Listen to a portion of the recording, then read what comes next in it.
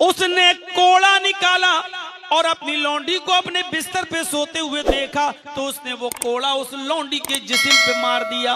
और जैसे कोड़ा उस लौंडी के जिस्म पे मारा, एक ही कोड़े की तकलीफ से लौंडी उठ गई। जल्दी से उठी, उसने जल्दी से चादर ओढ़ी और सीधे बिस्तर से अलग हटकर खड़ी हो जाती है। अबुल हाकिम ने कहा, मेरे बिस्तर पर तेरी हिम्मत कैसे हुई लेटने की? ये बिस्तर मेरा है, बादशाह का, हाकिम वक्त का, और तू लेट गई? तेरी मामूली लड़की, मामूली लौंडी, तू मेरे बिस्तर पर कैसे लेटी?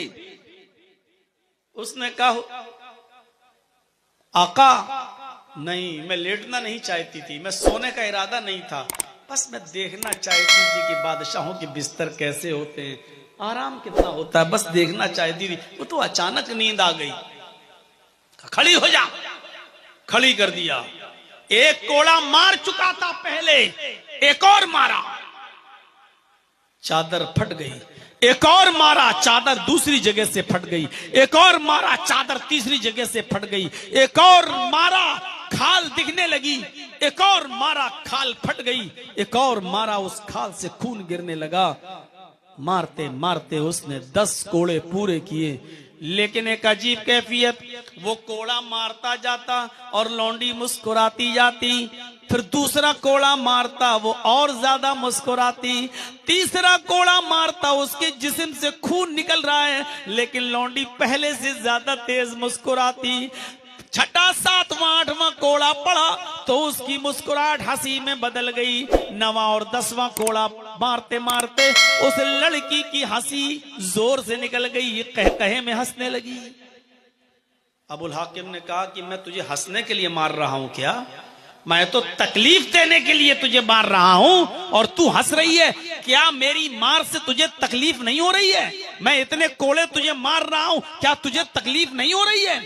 उसने कहा, बादशाह, अय अबुल हाकिम, मेरे मालिक, मेरे आका, जब तू तकलीफ देने के लिए मार रहा है तो मुझे तकलीफ क्यों नहीं होगी? तेरे हर कोड़े से मुझे तकलीफ हो रही है, बल्कि एक कोड़े के बाद दूसरा कोड़ा मुझे और ज्यादा तकलीफ देता, उसके बाद वाला कोड़ा मुझे और तकलीफ देता, फिर उसी जख्म पर खून गिरते हुए उसी पर एक और कोड़ा पड़ता तो वो और ज्यादा तकलीफ देता। फिर तू हंस क्यों रही है? कहा, हंस इसलिए रही हूं कि जब मैं अपने बारे में सोचती तो दर्द से कराहने लगती, जब तेरे बारे में सोचती तो मैं मुस्कुराने लगती, मेरे चेहरे पर हंसी आ जाती। का मेरे बारे में क्या सोच रही है? का मैं यही सोच रही हूं कि थोड़ी सी देर तेरे बिस्तर पर मैंने आराम से क्या नींद पा ली, थोड़ी देर के लिए तेरे बिस्तर पर मैं आराम से क्या सो गई, थोड़ी देर के लिए तेरे बिस्तर पर मैं क्या चली गई, थोड़ी देर के लिए तेरे बिस्तर पर मैंने आंख क्या मारी, हल्की सी नींद क्या ली कि तेरी अदालत में मुझे ये सजा मिल रही है कि मेरे जिस्म को लहू लुहान कर दिया, मेरे जिस्म को छलनी छलनी कर दिया, मेरे जिस्म से खून के कतरे गिरने लगे।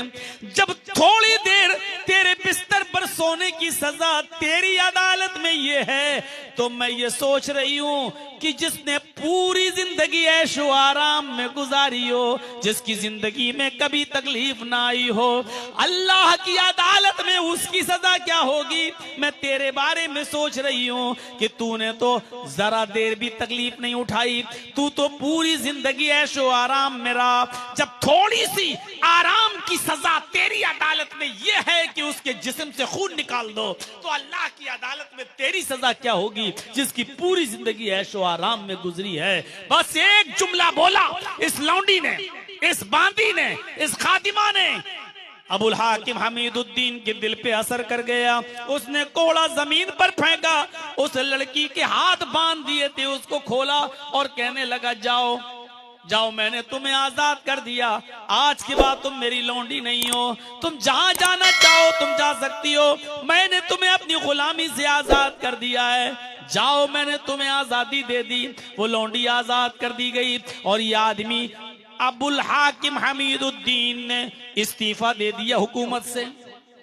21 21 साल तक हुकूमत की और 21 साल के बाद आज इस्तीफा दे दिया और उसके बाद उलमा की सोहबत में बैठ गया, बड़े बड़े मौलवियों की सोहबत में बैठ गया और दावत व तबलीग का फरीजा अंजाम देने लगा और गुमनामी की जिंदगी गुजारना शुरू कर दिया।